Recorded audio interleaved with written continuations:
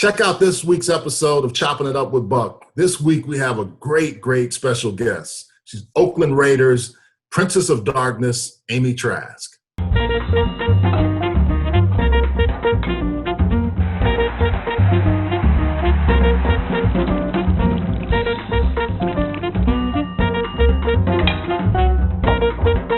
So welcome to another episode of Chopping It Up with Buck. I'm so happy that we have Amy Trask, the former CEO of the Oakland Raiders, currently with CBS Sports, but also Amy, just, her book is so great. You Negotiate Like a Girl. I read it all and was sending Amy texts and emails while I was reading it. It was just so good to kind of get an insight on you, Amy, and then also your rise in the profession of the NFL, but also your time with Al Davis, because I think it was just really insightful. So many people talk about the Raiders, but not many people know them like you do. Well, to begin, thank you for having me on. It is a privilege and a pleasure to join you. And let's talk about whatever the heck you want to talk about. But as to your reference to Al, thank you for that. And thank you for the reference to the book and for reading it, of course. And, I say all the time to people, and because I know that some who follow you and listen to you and enjoy your work love the Raiders. Some can't stand the Raiders. Some loved Al. Some couldn't stand Al. But I think if we're all being intellectually honest about this, whether you're a fan of his or not, a fan of the teams or not, this is someone who hired without regard to race, gender, ethnicity, or any other individuality, which has no bearing whatsoever on whether someone can do a job, decades before other people thought to do this. And, I've long felt he doesn't get enough love for having done what he did. And the fact is, he didn't want any love for it. Whenever I would raise that issue, he'd say to me, "Hey, let me get something straight with you. I didn't do it to get attention. I did it because it was the right thing to do." Well, Amy, you bring me to something, and we'll talk about your life, but it's interesting. Right before I got on, I was reading about the owners' vote on resolution to incentivize minority hiring for head coaches and GMs. And I think it's almost disingenuous if I read it. The Rooney Rule, I know, came into existence, and I know there has to be something that happens. And I've always told people this, and you can attest to this from being with the Raiders, Art Shell, the first African-American head coach. I mean, so many different things. You as a female getting an opportunity to be the Princess of Darkness that they refer to you as with the Raiders fans, and going out in the stands. And we'll talk about all that. But sometimes when I just read this week, and each time I look at it, it just seems to be more and more disingenuous, because it almost seems like, hey, all 32 of us, we need to be held accountable. Well, you do that. You can do that, and you've been in those meetings and you've been in those situations, so you have a lot more insight on that, being, a female, but also in those discussions. So, I mean, what do you kind of feel about that? I know the Rooney Rule had to have its place, but this new kind of incentive, the way they're trying to incentivize, I just don't feel good with how they're going about this.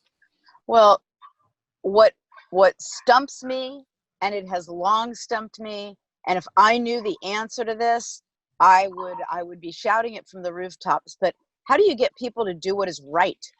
How do you get people to do the right thing? Do you punish them if they don't do? If they don't, do you reward them if they do?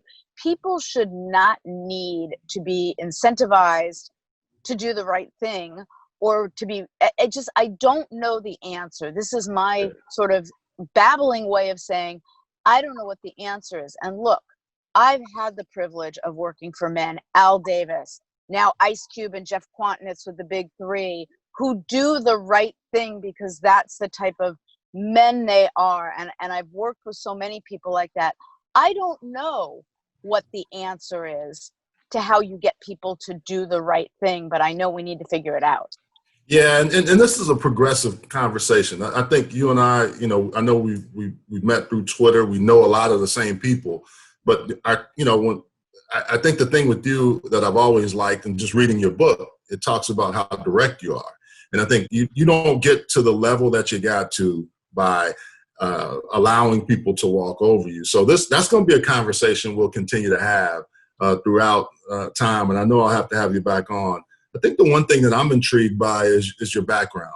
Your mother Sel, I love that she told you, to thine own self be true. And I think that's so impactful. And for a woman who was very smart and brilliant, it sounds like she wasn't given the opportunity. But I love in the book how you talked about her affection for Al Davis because of the opportunity that you were provided, not because it was given to you. You were a highly educated woman coming out of Cal, went to USC, unfortunately, but good thing for law. And then you got a chance to work with the Raiders. So tell us a little bit about your mother and the influence I know that she and your father had on you. Sure. And just so you know, my football allegiance at the collegiate level is entirely with Cal. So let's just be clear about that. And it's funny because when you do go to a graduate school where there is a big football program, what I found is that everyone in graduate school who went somewhere as an undergrad with a football program stayed loyal to their undergrad. It was only the kids that were there who didn't have an undergrad football program. But I digress. Yes, you and I have swum in the same ocean for a very, very long time, and I'm thrilled that we're now in direct communication, and I look forward to continuing to have these conversations with you. And you reference that I'm very direct. I've been told throughout my life that I'm direct to a fault. I don't think there is such a thing as direct to a fault. I don't think it is wrong to be direct, and I don't think there is such a thing as being too direct or direct to a fault. Or let me state it differently. If there is such a thing as being direct to a fault, I'm okay with that. As to my mom, I don't know if you heard me laugh a little bit when you referenced the fact that she told me from the time I was a little kid, to thine own self be true, because as moms can, and as moms do, she repeated that over and over and over again. And I rolled my eyes because that's what kids do when their moms repeat themselves. And you know what? It wasn't until I was almost out of college that I learned, and I don't know why the heck I'm admitting this again, but it wasn't until I was almost out of college that I learned that my mom didn't invent that. She was quoting Shakespeare. So I was a little slow to pick that up. I've been slow on a lot of things throughout life, but it is the best advice I've ever received. You can't lead, in my view, if you are not true to who you are. Pretending you're someone or something you are not, I don't believe is a recipe for success. Well, Amy, you talk. Sorry, go ahead. No, go ahead. No, you go ahead. No, you were talking about that being a troublemaker, and when you were growing up, you had a teacher that really was direct with you. It seemed like when you have people that really show you that you can be something. I think your mom was also an advocate for you. I think when you were younger, similar to me. I mean, we've had influences or people that weren't on our side that said you weren't going to be anything, you weren't going to amount to anything. I think it was interesting to hear that, and then juxtapose that to the teacher that told you that challenged you and got you to think that you could do something, and you were then able to do well in school and move away from so much of the troublemaker label. Well, the adage that a teacher can change a life is absolutely true, and I experienced that. My sixth grade teacher called my mom in, and within earshot of me, I was outside the room, but those big windows were open and I could hear every word. He told my mom, I know your other two kids are very smart. This one, not so smart. And he told my mom that I would never, ever make it to college.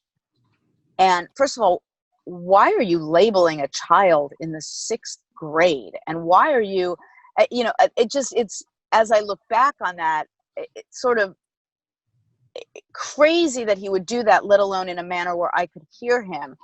But I also got to hear my mom respond to him. And as my mom let him have it and said, how dare you label any child? How dare you declare of any child at this age what he or she is capable of? That felt really good. Like, okay, maybe my mom thinks I can figure this out. And I was labeled a behavior problem in kindergarten. In kindergarten, my mom was called in and she was told this is a behavior problem, or she's a behavior problem. And that label stuck with me throughout school. Some people would say it's still appropriate. And by the way, that might be why Al and I worked together so well. We were both troublemakers, and I think he might have liked that about me. But the Yeah. teacher you're referring to, and I spoke of her in the book, was Mrs. Hernandez.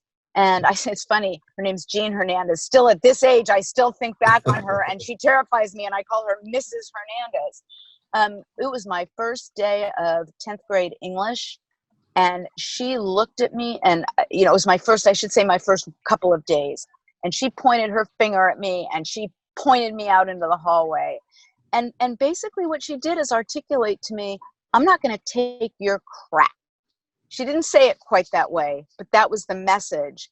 And she let me know from that point on, she was going to hold me to a standard to which I'd never held myself.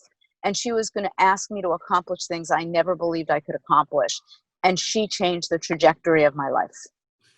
Well, Amy, it's great to hear that story. I know in 7th grade, I was at the gym, a basketball game, and the coach just told me to give me his shoes and socks. So my mother was a lioness too. She went in and read him the riot act.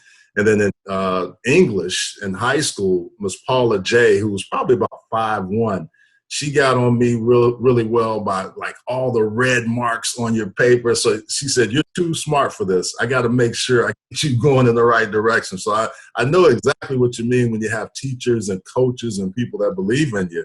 And I think it's interesting when you talk about your mom and the things that she was able to instill in you, as well as your dad. It seemed like your family, you grew up loving football from an early age.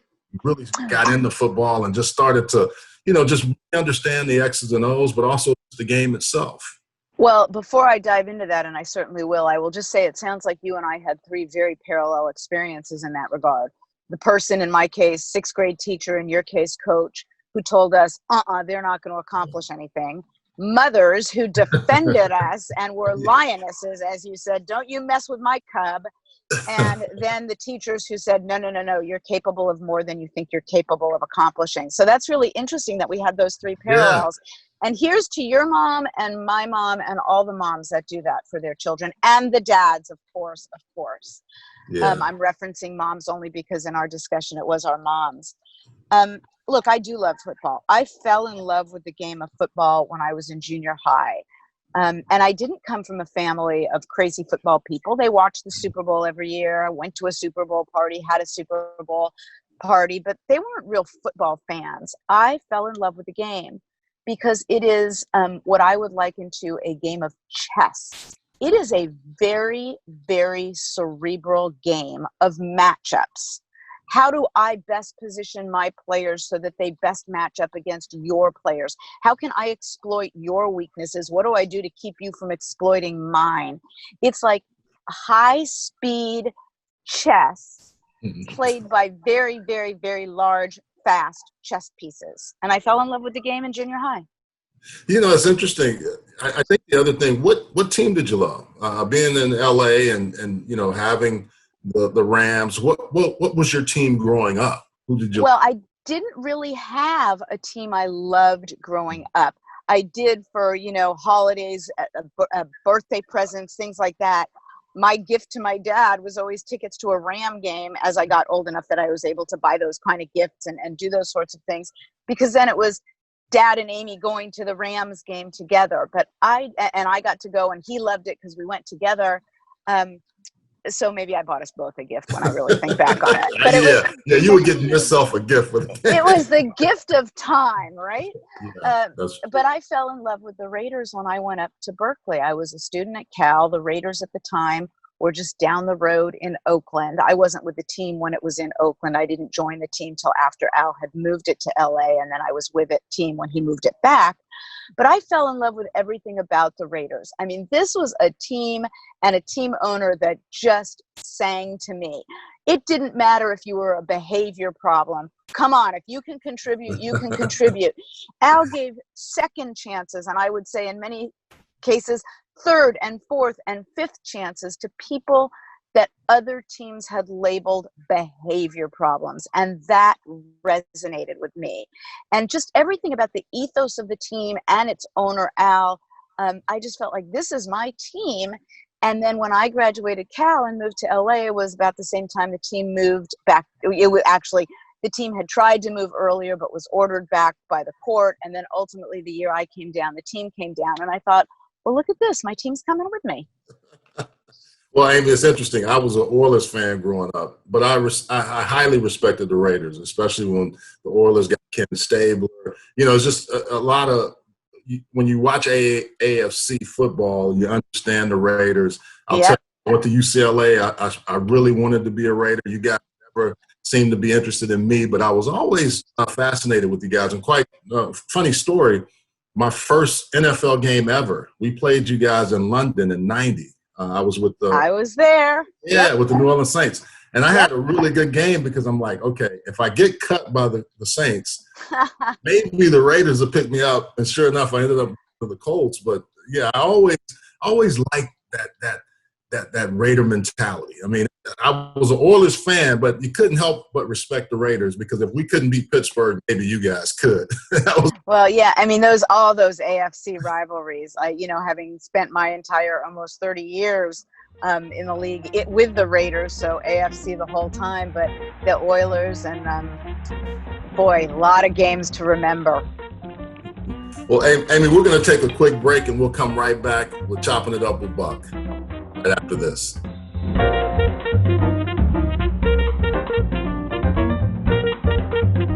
Many people are looking for natural alternatives to help ease their aches and pains. Begin stopping the pain with the help of Pain Stopper. Formulated by healthcare providers, Pain Stopper helps alleviate a variety of physical ailments so you can get back to doing what you love. Our products are triple independently lab tested to ensure the highest quality hemp available. Visit PainStopCBD.com for more information. Pain Stopper, because why manage pain when you can stop it? At Heslop Wealth Advisors, our goal is to help small businesses develop quality retirement plans for their employees through our Lunch and Learn seminars. We provide lunch and learning tools to help your company succeed and unmatched customer service.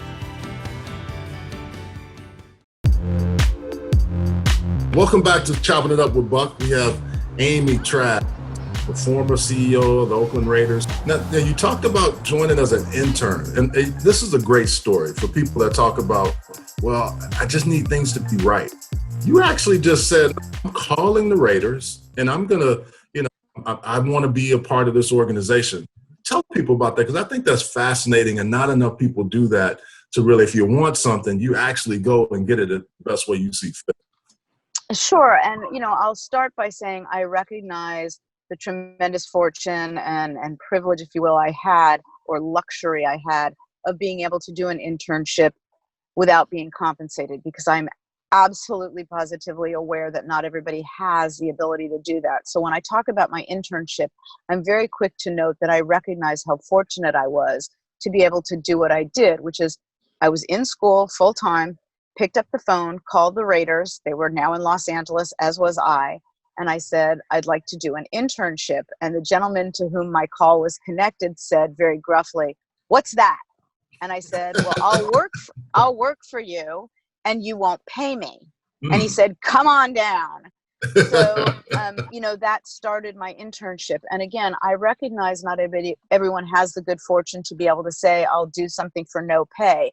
The good news is now in these modern times, they have to pay you. So that's the good news for kids today, or they have to give you school credit or some such thing.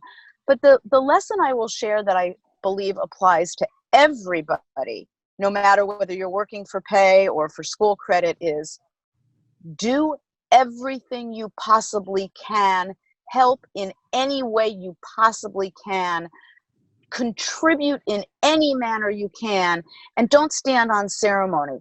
Don't think, well, I'm a grad student, I shouldn't have to do X or Y or Z. Let me tell you something. If my responsibility was standing on the sideline and picking up the scrunched up Gatorade cups that the players threw down as they ran back on the field, I would have been thrilled to do that. I walked around the building and I said, how can I help? How can I help? So I would go in on Saturdays and I would say, I'll alphabetize the will call envelopes. Or let me help you with that Xeroxing of the will call list. Learn everything you can, contribute in any way you can. The worst words I could ever hear from an employee during my years were, "It's not my job." No, let me tell you something. When you're a teammate, everything is your job. If you're the right guard, and the right tackle is having trouble, you know what? Go Pick help. him up. Yeah, pick him up. Go Yeah. help. If Yeah. you're the safety and you see that the corner is struggling, well, you're going to help. You're going to provide additional coverage.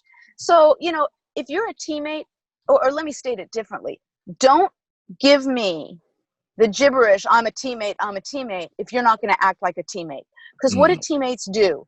Teammates help their team. Yeah, I'm glad you said that, because I think when you initially got there and once you started moving up the ladder, the one thing I liked about your book, and you made reference to this a lot, you weren't looking for the next position. You were just working hard because you really knew that was going to get you to move forward in that profession. But it seemed like you pissed a lot of people off when you first got there. They didn't like you coming into the ticket office early on. They didn't like you trying to get office meetings. I know you talked a little bit about that in the book, that the Raiders culture was not one where you had, meetings of all of the different places, but you worked in silos. But it still sounded like you were able to get them to kind of get to a point where everybody could work and be better teammates with each other. Well, thank you. And I believe I did. And you're absolutely right. In so doing, I angered a lot of people. Now, in part, it was because of what I was doing. But as I grew up, I realized I could have done it more gracefully. I was me. I was a bull in the china shop in many regards. And so what I did, I believe, was the right thing to do. In retrospect, I could have done it in a manner that might have been a bit more graceful, a bit more tactful. But look, I grew up on the job and I made a lot of mistakes as I grew up. But how I found out that people thought, well, I'll state it differently. At one point, someone said to me, Al's not going to like the fact that you're walking around and you're going to the ticket office and you're going to the personnel department and you're going to the scouting department and you're going to the finance department. Al's not going to like it. Al's not going to like it. And I just listened and said, I heard you. Well, very, very shortly thereafter, I was walking up the staircase. He was walking down the staircase and he stopped me and he said, "Where are we on ticket sales for this week's game?" And here I was at this point, a full-time employee, but brand new full-time employee in the legal department. And what that told me is, he knew what I was doing. He had been told I was going from department to department. And by asking me as simply as he did, "Where are we on ticket sales?" What that told me is he wasn't bothered that I was doing it. Well, it told me three things. One, he knew I was doing it. Two, he wasn't bothered that I was doing it. And three, I damn well better know the answer to the questions. Yeah, that's right. He's asking you the question because he knows. I think the biggest thing is people always say they know Al Davis, and you had the intimate working knowledge with him. You say he's and he has a way of talking to you, whether it's with nice words, but usually not so nice words. But it seemed like he gave you a lot of latitude to do the things that you could do with that organization, but also you guys could battle each other, and then it wasn't one of those things where tell me, what's one of your best Al Davis memories? For people that kind of think they know Al, you were right there next to him. What are some of those memories, or one of the best memories you have of Al Davis? Well, you are right. The biggest misconception about Al is that he wouldn't tolerate those who disagreed with him, or he wouldn't tolerate disagreement. If that were the case, I'd have been fired about 2 weeks into my job when I told him he was wrong, and we had a big argument. How did you do that? What gave you the gumption to do that, Amy? I just did. That's just me. I mean, I was sitting in a room with a coworker. Al walked in, and Al tore into this coworker about something that had happened that day. And it was like, I can only imagine a velociraptor would tear into flesh. And then as I listened, I realized he was wrong. And so after it went on for a few minutes, and this employee, this gentleman, I mean, the blood had drained from his face. He looked horrified. And I was listening to Al, and I realized he was wrong. So I just said, and really, I'd been there roughly 2 weeks. I said, "Excuse me, you're wrong." And he turned and looked at me. It was like his head swiveled like Linda Blair in The Exorcist, only there was no green stuff coming out. He looked at me, and I said, "You're wrong, and here's why." And he yelled, and I yelled, and he yelled. And I said, "Look, if the underlying facts were as you believe them to be, your conclusion is fair. But those aren't the underlying facts. you're basing your conclusion on wrong information. And he yelled and I yelled and he yelled and I yelled. And look, I don't have a dainty voice under the best of circumstances, nor does he. So we were talking loudly and yelling, but it was a yelling discussion, if you will. And at the end of about, I don't know, 10, 15, 20, no, it was more than 10, 15, 20 minutes. He looked at me and he's like, oh, okay. I gotcha. He understood the point and that he was wrong because the facts on which he was basing his premise were wrong. And that set the tone for an almost 30-year working relationship in which I never hesitated to disagree with him. And I will tell you, we disagreed more than we agreed. But at the end of the day, I recognized he owned the business. I did not. So my responsibility was to tell him when I thought he was wrong, to support my argument, to try to change his mind. And when I couldn't change his mind, to understand it was his decision to make, and it was my responsibility to do the best I could with that decision. But to your question about my favorite memory, there are so many, and I'm actually tearing up right now. I've got a lump in my throat. I don't know if you can tell, but oh yeah, no, that's fine. I mean, that's I'll give you one. Yeah, I'll that's give you one. Yeah, I'm going to give you one. I just like, if I start crying in the middle, I want you to understand why. Okay. Well, okay, so here's a very, very special one, and it goes to the issue of hiring without regard to these individualities, which have no bearing on whether one can do a job, as we started out our conversation discussing. We were having a meeting with a business that we were looking to do business with, and I asked Al to join the meeting. And so the business we were meeting with came in, and there were a few representatives of that business, one of whom was a woman, and Al walks in shortly. And he's being very gracious and introducing himself. And he says to the woman, you know, look, I try very, very hard not to swear in front of women. And I look at all my coworkers like, did he just say that? Did he actually just say he tries not to swear? I mean, I was looking at them. I was incredulous that he would say that. And then he goes on and says to this woman, and even if I do slip up and I swear in front of you, I want you to know I never, ever swear at women. Well, now I'm so incredulous because all he did was swear at me. I'm so incredulous. My pen goes flying out of my hand, lands on the table with a thump on the conference table. And he looks over and sees the look on my face. And then he says, oh, Amy, I swear at Amy, but I don't consider her a woman. And that was the most superb compliment he could pay me, that he evaluated my work without regard to my gender. Yeah, that's a great story. And see, those are the things that I think people don't get to see. I think Gene Upshaw also had something that was interesting. You got so many great Raiders, Willie Brown, Lester. I mean, the list is endless, even now and then, the Raider tradition. But I love the fact that Gene Upshaw says she's not a girl, she's a Raider. I guess somebody was telling him, you find her in practice, what's it like having a girl working for the team? And he just says, no, she's not a girl, she's a Raider. And I think my heart popped then, and my heart is popping now listening to you talk about that. And Gene was just a giant of a man. And as phenomenal a football player was, he was an even more tremendous man, sensational on the field, spectacular off the field, just a phenomenal, phenomenal human being. And I miss him, and so many people miss him. And the league misses him. Yeah.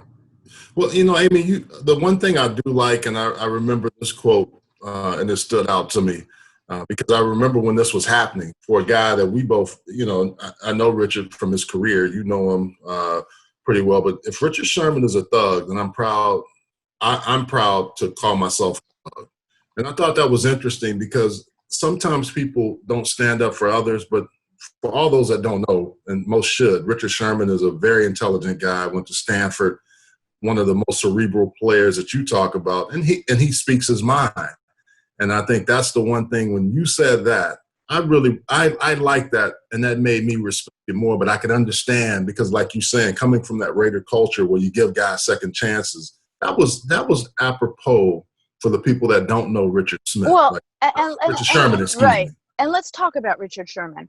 Salutatorian in high school. Went to Stanford, and for those who don't know, and yes, I'm a cowgirl about to give Stanford all kinds of love.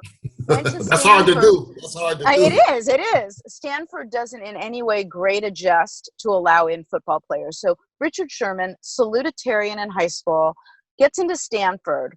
While he still had football eligibility remaining, he started working on a master's degree because he had already gotten his bachelor's degree, still had eligibility remaining, so began work on a master's at Stanford. He is so smart and so articulate, and it just drives me nuts when I hear people say, well, he's a thug, and that's quieted down a bit. But there was a period of time where people were hurling all sorts of horrible accusations at him, and I was passionate about it. I said, you know what? If you want to call him a thug, well, then you call me a thug too, because I would be proud to be considered a thug like Richard Sherman.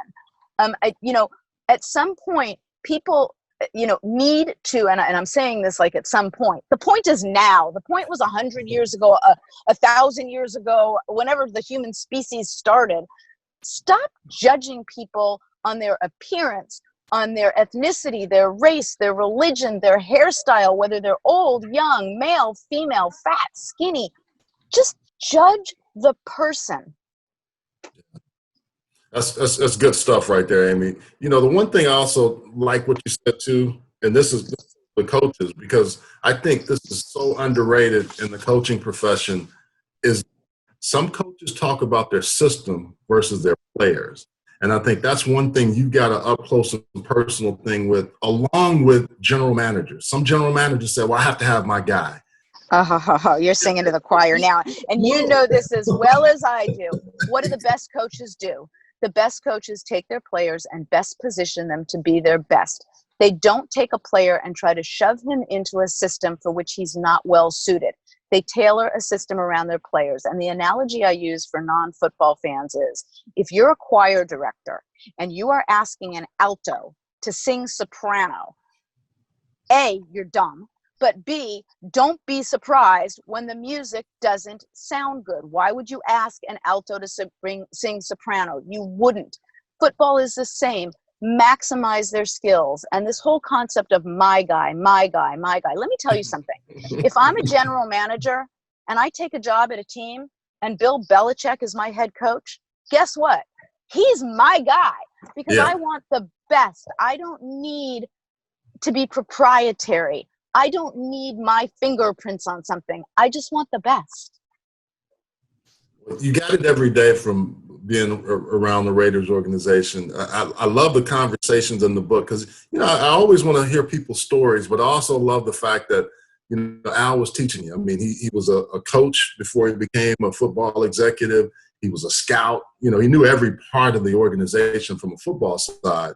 But I think the interesting thing is when you guys would argue, or he would tell you, not argue, but you'd have conversations and they would be pretty good about, hey, you don't need to send extra people on the blitz. So the defensive coordinator was getting reamed that week, or the OC didn't do something right, so he was going to get reamed that week. How did you kind of talk him off the ledge? Because he might have got upset and said, hey, I need to just go get my projector and fire this guy.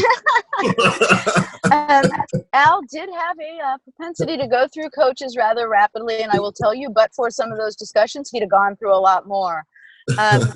But I hid that projector. After he used that projector that one time, I didn't even know we had a projector like that, but I hid that baby. He was very, very passionate, and you're right. His background was football. This isn't someone, Al didn't inherit his team. It wasn't handed down to him by his dad or his granddad, or he didn't earn his money in another area, as many do, and then buy a team and have to learn football. This is a man who is a Hall of Fame coach. And, he's in the Hall of Fame for many reasons, but one of the things he did was coach.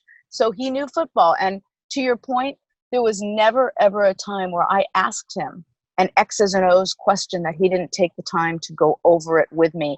And even when he was sitting with men like Bill Walsh, for example, and the two of them were talking X's and O's, and I had the privilege and pleasure of sitting with them, every question I asked, those two men answered.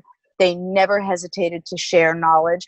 But to your point about the defensive coordinator thing, I would sometimes say to him, send them all, just to kind of rile him up, because he'd be annoyed that we sent someone, we sent extra men in a given situation and it didn't work. And I would look at him and say, send them all, send them. And he would just look at me. And there were times I would say to him, well, if I was the defensive coordinator, and he would stop me dead in my tracks and say, you're not. Well, Amy, we're going to take a quick break and we'll come right back with Chopping It Up with Buck right after this.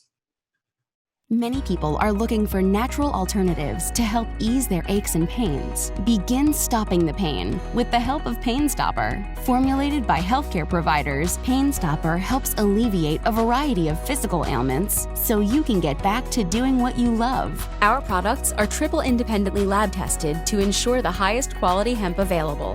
Visit PainStopCBD.com for more information. Pain Stopper, because why manage pain when you can stop it? How you guys doing? It's Artavis Scott here. The reason why I like Thin Energy is because I need to be at my peak performance no matter what I do.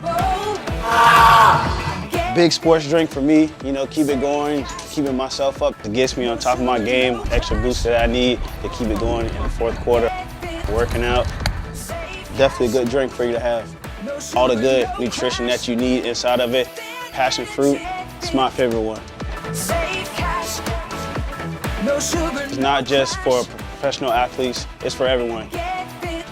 And I definitely can say it definitely works in the office or in the weight room, wherever you may be. You can go to thinenergy.com, tell them I sent you, and get you a drink. Thin Energy, the healthy alternative. Drink it, live it. See, if I got something like that, I can just go. No sugar, no crash. Welcome back to Chopping It Up with Buck. We have Amy Trask. We'll just call her all around everything. So information to come our way, we'll make sure we reach out to Amy. Amy, I got a couple of more Raider questions, but I also have to talk to you about the Big Three, which I think is fascinating once we're able to start playing that again. But I really love the fact that Apollo 13 quote you have, failure is not an option, with Gene Kranz, played by the great Ed Harris. You watched the movie and then said, hey, we got to have a Raiders field trip. I'm always curious, and you talked about it a little bit. Did those folks go, and how did they receive the movie after you got so excited about giving them the option to understand what they needed to do as an organization? Well, I saw Apollo 13 right when it came out. It is, to this date, my favorite movie. And what's fascinating is we went into the movie knowing how the story ends. This was history. We knew how it ended, but it was an absolutely riveting movie. And I thought it was just a tremendous, tremendous display of teamwork and working together to solve a problem.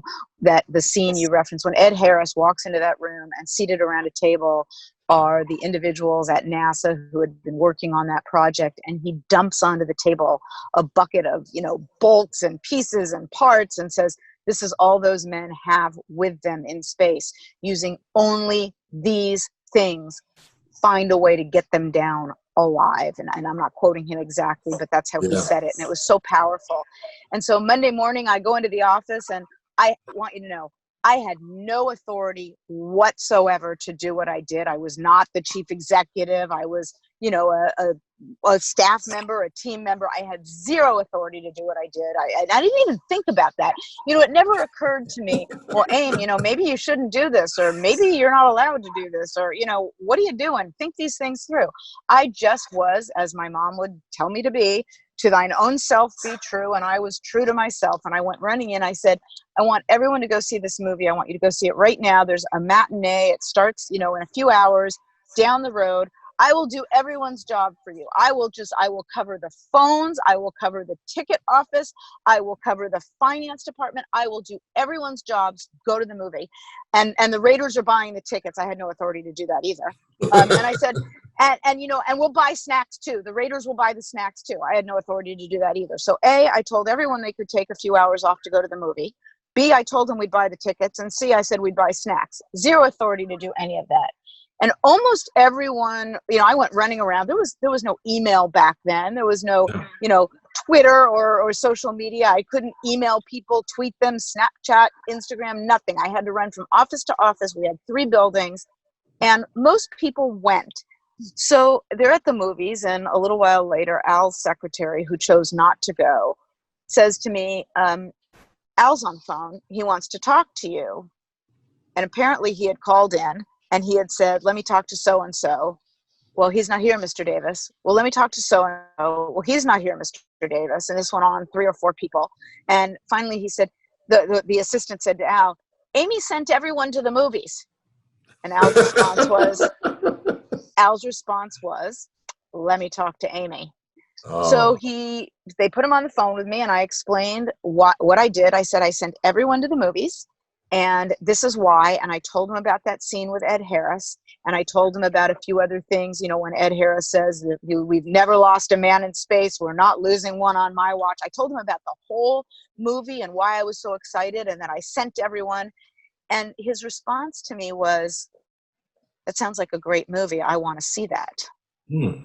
So he wasn't angry. He understood why I did what I did. I mean, I had gutted the building. I sent his whole staff to a movie without asking permission, and his only response was, that sounds like a great movie. And then I went ahead and told him we bought the tickets and we bought the snacks as well. But, you know, another instance where people would have assumed he would have just gone nuts, that someone without any authority whatsoever to send the entire staff to a matinee did so and agreed to pay for the tickets, or offered to pay for the tickets and the snacks. But his response was, that sounds like a great movie. You know, you made me watch the clip the other day, and the part that I forgot, because I remember him going in, but then but I love the part where he said, I want you to call every manufacturer and not know what the part does, but everything it can do, because that's all they have. And it, you know, you talk about goosebumps, movies do that for you, and it made me watch, and I was like, whoa, I was blown away, because it's so true. We knew the outcome of it, but the story behind it was so great.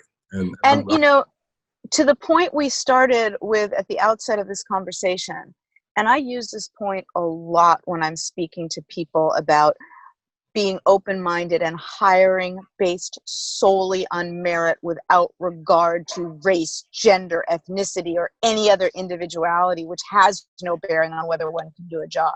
Do you think anyone in that space capsules, you know, in Apollo 13, gave a damn who was sitting around that table? Not trying at to all. figure out all they wanted to do was get back to Earth alive. And I don't think it mattered one little bit to them who the person was or who the people were that figured out how to get them back to Earth alive. They didn't care how old they were, their gender, their race, their religion, their ethnicity. None of that mattered. Just get me back alive. Yeah. Well, I think Hidden Figures did the same thing when, you know, Katherine Johnson, who was the mathematician, and the astronauts were like, no, I want her in the room telling you guys what to do, which is it's fascinating to that point. And you're right. Whoever can do it, let's put them in the position to make plays, like you always say. Exactly. Hey, I gotta make a play. Make a play. Speaking of plays, the Tuck Rule game.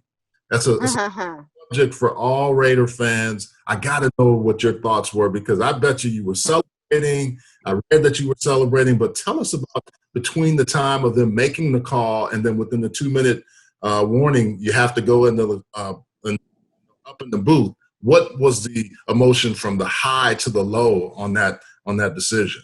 Well, you know, you're so wise, of course, to point out that this was within 2 minutes. Because had it been outside of 2 minutes, and it was only inside the 2-minute warning by a few seconds, had it been outside the 2-minute warning, game over, because New England had no timeouts left, and New England could not have challenged the call, so it would have been our ball. And, you know, you talk about football, and as you know, we often hear it's a game of seconds and a game of inches. And in that instance, the difference in a few seconds was the difference in that call being overturned and not being overturned. And, you know, the other thing that just irked me about it is the standard was supposed to be indisputable visual evidence. Well, we're still disputing this umpteen decades later. So, you know, by definition, it wasn't indisputable. But, you know, my reaction, and there's a funny story as to the reaction, because when I realized and I was watching with the Raider staff in a section of the press box in Foxborough, and you're not allowed to cheer in the press box. So when we believed that we had recovered the fumble, we were all grabbing one another's hands and squeezing one another's hands because we couldn't yell and we couldn't cheer.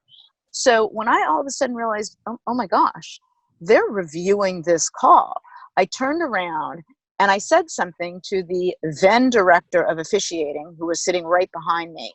And Mike Silver reported years later in an article in Sports Illustrated that I said to him, you better call 911, because if you overturn this blanking call, I'm going to have a blanking heart attack. Well, when I read that, I said to my husband, I didn't say that. I did not say that. This is bad reporting. I didn't say that. I'm calling Sports Illustrated. And my husband, played with me a little bit. He's like, you're right. I was sitting right there with you. You didn't say that. And I said, I knew I didn't say that. And I'm getting all het up. And he says, but before you call Sports Illustrated, let me tell you what you did say. What you did say was, you better call 911, because if you overturn this blanking call, only I didn't say blanking, this blanking call, I'm going to have a blanking stroke. So the only difference in what I said was stroke versus heart attack. So I looked at him and I said, oh yeah, I better let it go. But yeah, I was incredulous. Buck, I was incredulous. I'm like, if you really call 911, because if you overturn this call, I'm going to have a blanking stroke. I could not believe it was being reviewed. Yeah. Even after all these years, I mean, I'm not saying this because I have you on, but that was a fumble. We can say, and I know people go back and forth between the Raider fans and the Patriots fans, and it kind of started them on their trajectory too. It was a fumble. I will say this to all the people who tell me all the time, and when they listen to this, they will say, get over it, get over it. Look, the fun of sports is we don't have to get over it. Exactly. There are all sorts of things in life we need to get over. The fun of sports is you don't have to get over things. You do have to be a good sport. So as long as we do this in good fun and good spirit and the spirit of sportsmanship, we don't have to get over it. Well, I commiserated with Raider fans because as an Oiler fan, we can never beat Pittsburgh, right? And so Renfro caught that pass in the back of the end zone. The first Steelers fans say no, they didn't. And Eric Affolter at USC didn't catch that pass against them in '87. But that right, and you don't have to get over it. No, I'm never going to get over it. Never. Well, hey, Amy, the other thing is, as you transition from the Raiders, tell us a little bit about your career after leaving the Raiders. And, you're doing Big Three, you're CBS Sports. You've got a lot of things and a lot of interest now. Tell us a little bit about that and how that's helped you as you progress from your long career and long tenured career with the Raiders. Well, leaving the Raiders was the hardest decision I've ever made in my life. And yes, I recognize that shows what a very, very tremendous life I have had thus far. If that's the hardest decision I ever have to make, then I am an extremely, extremely fortunate person. And I understand that. But it was an excruciating decision and I agonized over it. And at one point, I realized I'm not even going to be able to think about what I want to do next until I make this decision. And the morning after I explained to the team owner, I gave notice, I said, I'm leaving. I woke up the next morning and I looked at my husband and I said, I have nothing to do. I am a blight on humanity. And we laughed. And not too long thereafter, the opportunity was presented to me to join CBS Sports. And, I'll share what I'm about to share in hopes that if there are some, not only women, but men who are listening to this who have insecurities, as I did, that look, I faced my greatest insecurity. My greatest insecurity has always been my physical appearance. And that stems back to the time that I was a child. And look, we can argue whether it's legitimate or not legitimate. That's not the point. Insecurities are insecurities and everybody has them. I had, and still have, by the way, a tremendous insecurity about my physical appearance. So I didn't want to do it. And I said, no, I'm not going to do this. No, I'm not going to do this. And finally, someone I know looked at me, and this wasn't a best friend. This wasn't someone who I'd been, not a bestie, but someone in a circle of friends. And she looked at me and she just said, very quietly, let it go. Hmm. And that resonated with me.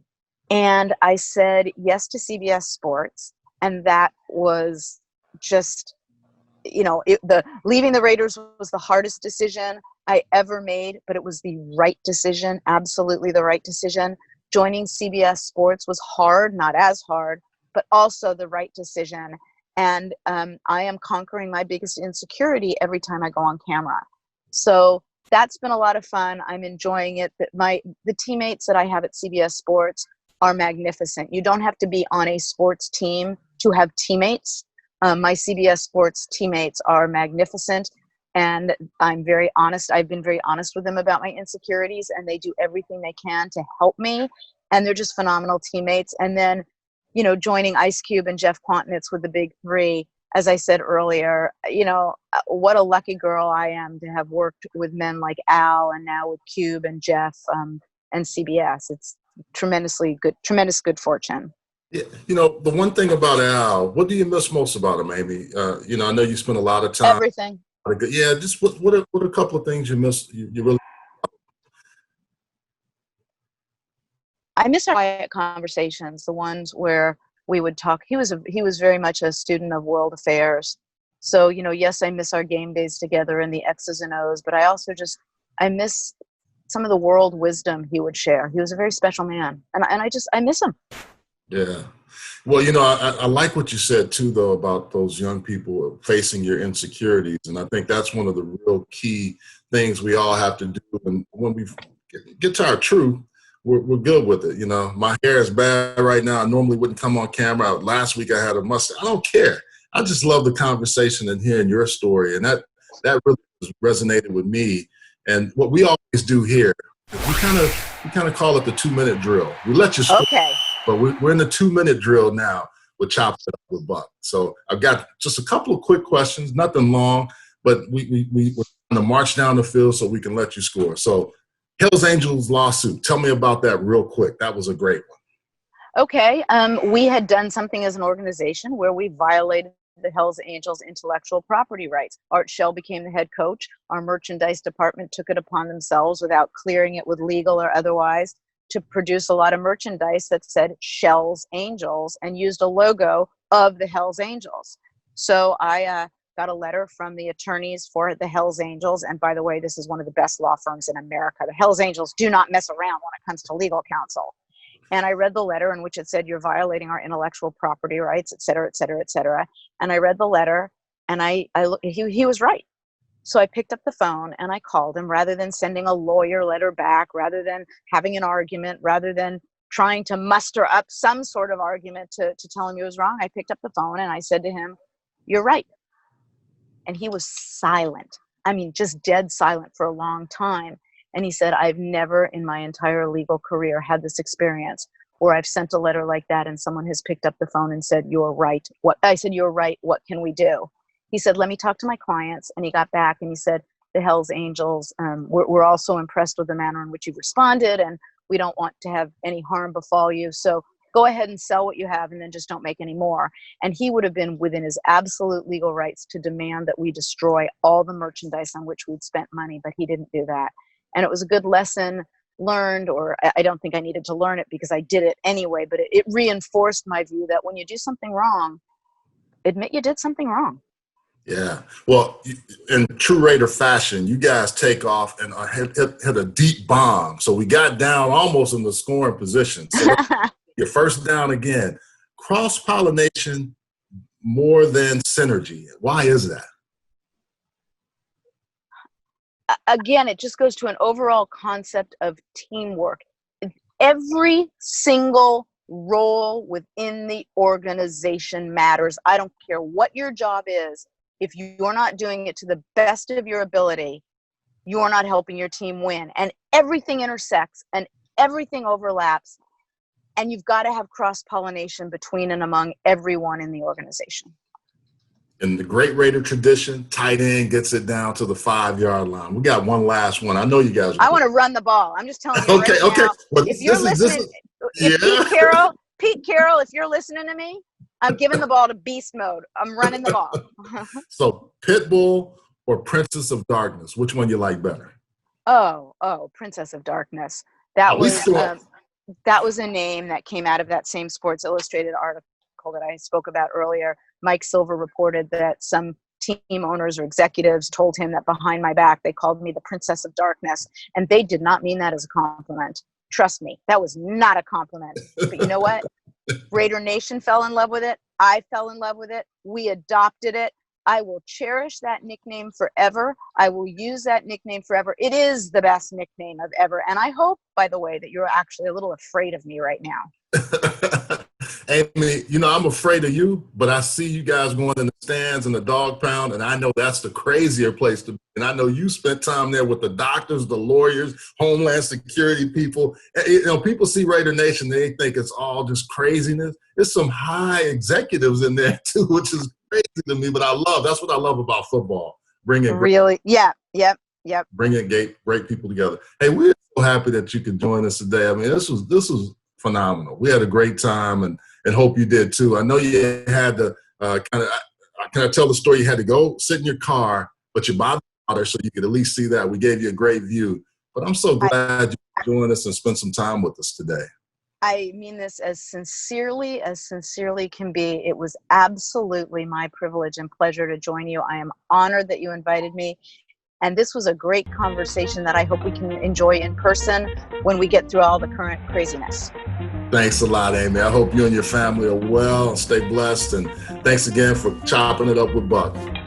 And you as well.